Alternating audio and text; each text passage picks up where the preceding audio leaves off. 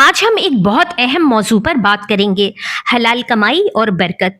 آج کل لوگ زیادہ پیسہ کمانے کی کوشش میں لگے ہوئے ہیں، لیکن ایک سوال ہے: کیا صرف زیادہ پیسہ ہی کامیابی ہے، یا اصل کامیابی اس مال میں ہے جس میں اللہ کی طرف سے برکت ہو؟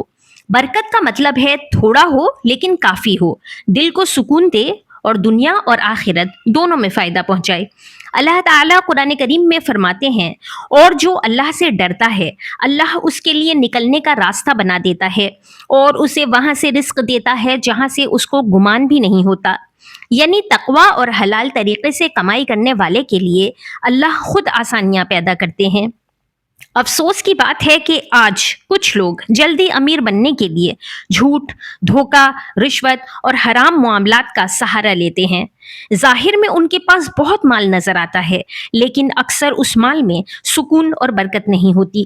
رسول اللہ صلی اللہ علیہ وسلم نے فرمایا: اللہ پاک ہے اور پاک چیز ہی کو قبول کرتا ہے۔ ایک اور حدیث میں نبی کریم صلی اللہ علیہ وسلم نے اس شخص کا ذکر کیا جو سفر میں اللہ سے دعا کرتا ہے، لیکن اس کا کھانا، پینا اور لباس حرام سے ہے۔ پھر نبی کریم صلی اللہ علیہ وسلم نے فرمایا: اس کی دعا کیسے قبول کی جائے گی؟ سوچئے، حرام کمائی صرف مال کو نہیں بلکہ دعاؤں کی قبولیت کو بھی متاثر کر سکتی ہے۔ حلال کمائی عبادت ہے۔ جو شخص ایمانداری سے محنت کرتا ہے، اپنے گھر والوں کا خرچ حلال طریقے سے اٹھاتا ہے، اللہ اس کی اس محنت کو پسند فرماتا ہے۔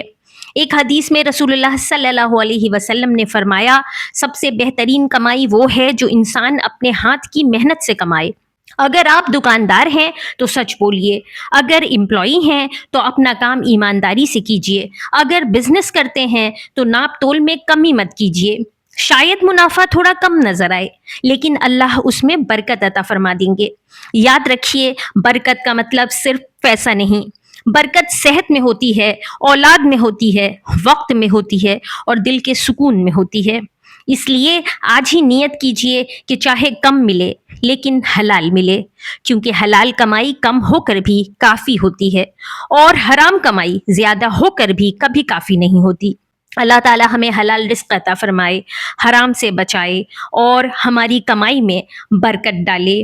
آمین۔ صدقہ جاریہ کی نیت سے اس اہم پیغام کو دوسروں کے ساتھ ضرور شیئر کیجیے اور دنیا کے ساتھ ساتھ آخرت کو بھی بنانے کی کوشش کیجیے۔ جزاک اللہ خیرا کثیرا۔